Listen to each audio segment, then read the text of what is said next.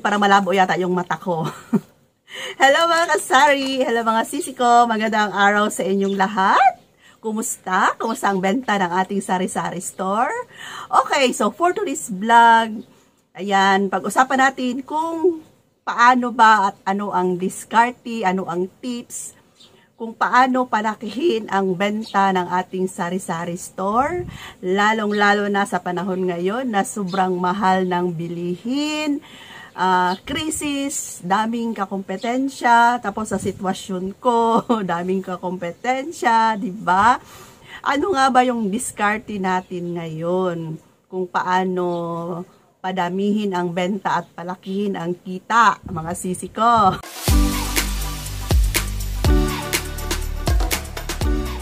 Okay, so bago yan, may item ako from grocery. Ayan, daming resibo, no? Kasi iba-ibang order. Tapos naipon na lahat ang delivery ngayong Friday. And gusto ko lang palang i-shout out ang mga nanonood ng live namin sa grocery, ng live ko. Manood kayo at mag-order kayo, mga sisi ko, kung may apps kayo sa grocery. Ayan, kung nakapag-order or nag-order na kayo sa grocery, at na-follow nyo ang Facebook page ng grocery at doon kami nagla-live. Tapos mag-order kayo doon and may chance kayong manalo. So last month, dalawa yung nanalo ng 1,500. Diba? Sinong magbibigay sa atin ng 1,500? Diba si grocery lang? Kaya mag-order kayo sa live namin sa Lunes.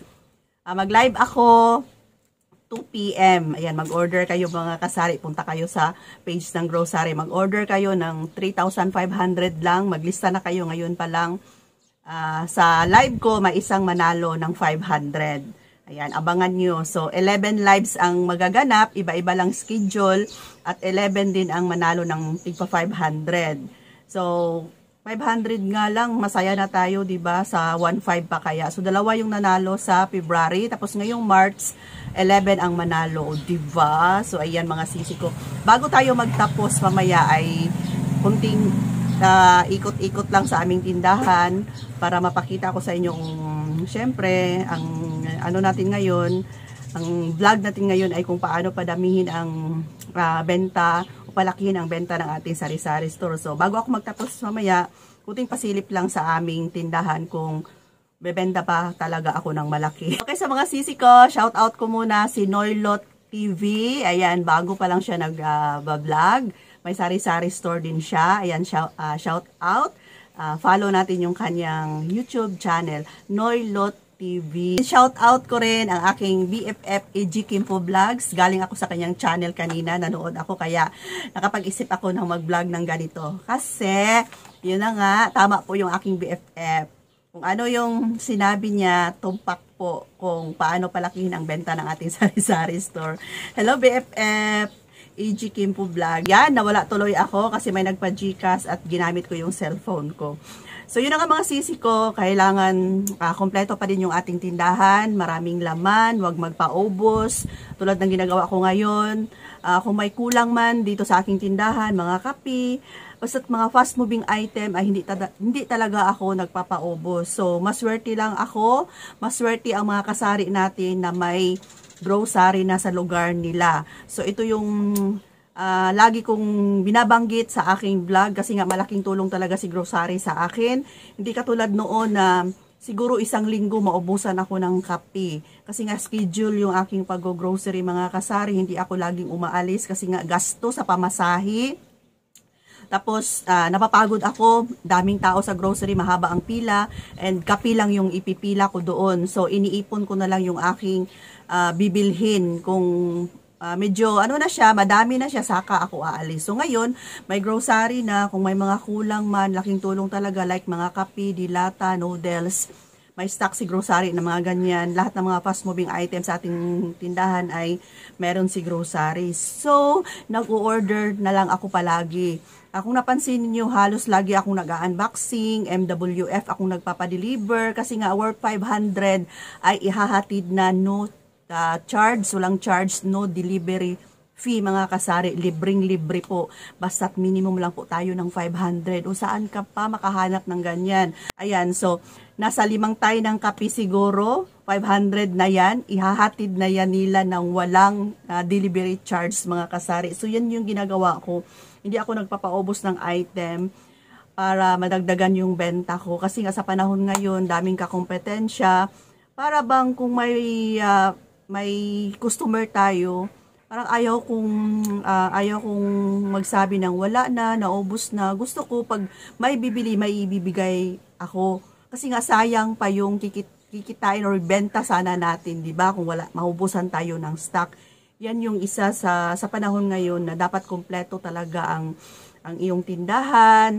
Tapos, lahat ng mga fast moving item ay dapat hindi tayo maubusan. Yan po talaga yung pinaka kailangan nating gawin mga kasari. Tapos mag-add tayo ngayon ng mga item kung ano yung patok sa panahon ngayon, kung ano yung patok na mabenta. Okay, so ito pa mga sisi ko. Gawin mong attractive ang iyong tindahan kasi nga 'di ba, alam natin na yung mga kabataan, sila yung laging inuutusan ng kanilang mga magulang. So, bibili tayo ng mga kaakit-akit sa mga bataan ng kabataan kasi yung mga kabataan ay parang mga langgam. Kung saan sila na-attract, doon sila ali-aligid, di ba? Tapos tinitingnan nila yung mga paninda mo, kahit na wala silang pera, ayun, pumupunta sila, tumitingin-tingin sila at babalikan nila yan kung magkapera na sila. Tapos kung uutusan sila ng kanilang mga nanay, ay doon sila pupunta sa tindahan mo kasi nga gusto nilang bumili sa tindahan mo kasi meron silang nakikita doon na gusto nilang bilhin. Yun yung isa sa mga tips na gawin mong attractive ang iyong tindahan sa mga mata ng kabataan. So, pinaka-tips pa ay damihan natin yung mga fast-moving item. Yun yung damihan natin. Kasi nga, yung mga fast-moving item ay makukuha kaagad natin ang puhunan and makuha din natin kaagad yung kita. At yung puhunan ay pangbili ulit natin. Ayan, rolling lang ba sa mga fast-moving item. So, nabanggit ko kanina yung mga hindi na fast-moving item, iniiwasan ko na lalo-lalo na sa mga infant milk, mga sigarilyo na hindi na masyadong binibili dito sa lugar namin. Hindi na ako nagbebenta kasi nga kapag makatenga lang ang sigarilyo, malaki po ang puhunan. Sayang pa yan kung ibili ko lang siya ng mga kape kasi ang mga kape, maulan o mainit, mabenta talaga. Tapos mga dilata, mga noodles, diyan na lang ako nag-i-stock ng medyo marami kasi nga nauubos talaga yan mga sisi ko. So, diskarte na lang tayo sa panahon ngayon na tigtumal at mahal ang mga bilihin. Diskarte na lang kung ano yung i-add natin, magbenta ba tayo ng mga pagkain, mga siumay, ano pa yung, basta anong sa lugar ninyo na ma-observe mo na yun yung mga nilalapitan ng mga tao, mag-add na lang tayo. Pero ako, wala akong ina-add ngayon na yung mga ganyan kasi plan ko pa sana pero naghahanap ako or nag-ano lang ako ng timing kung i-add ko yan. Mga ice candy, gawa tayo ng ice candy. Hindi ako gumagawa na ng ice candy ngayon kasi busy na ako. So, may order ako dyan ng mga choco bar, yan na lang. Tapos, maglagay tayo ng mga sulatan natin, maglagay tayo ng mga for sale dyan. Kung may ice candy for sale ka, para makita yan ng ating mga customer na dumadaan, ay may benta pala silang ganito. Okay, so mga sisi ko dito na part sa aming sari-sari store, ay nakalagay yung mga fast moving items. So, puno yan, madami yan, hindi ko yan siya pinapaubusan. Tapos yung mga kape daw ni sa taas, shampoo, ayan, full stock yan palagi. Kasi may mga ganitong item naman sa grocery. Ano mga kape, madami yan. Okay, and syempre mga sisi ko, ang ating mga chichirya, ang pangmalakasan nating chichirya. Dapat laging may stock tayo. Kasi napaka mabenta talaga yung ating mga chichirya.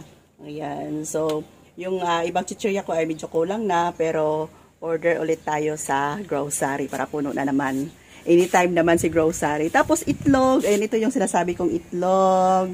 20 trays ng itlog, siguro nasa 12 na lang yung natira. 8 trays na yung nabenta kasi mura lang yung itlog ko. Itlog namin ni Kuya Dave. Wala pala akong itlog. Dito sila bumibili ng itlog. O diba mga fast moving item. So, sa bigas, ayan, may bigas pa tayo. So yung bigas namin dito mga sisi ko, hindi siya as in na fast moving item kasi may mga wholesaler sa labas. Doon na sila bumibili, mas mura kasi. Pero sige lang, nauubos at nauubos pa rin naman yung aming mga bigas. Tapos tuyo, saan ba yung tuyo? Ikot tayo. Tapos sa mga tuyo, ayan, fast moving din to sa mga mahilig kumain ng tuyo. Okay, so siguro ito lang muna yung update natin for today's vlog. Ayan, diskarte na lang para makabenta tayo ng medyo malaki. Malaki ba? Ang masasabi ko lang, malaki o maliit man lang yung ating benta, thankful pa rin tayo kay God kasi nga araw-araw, di ba? May pumapasok, may benta pa rin kahit papano. Okay, bye for now. Love you all mga sisi ko. See you next vlogs.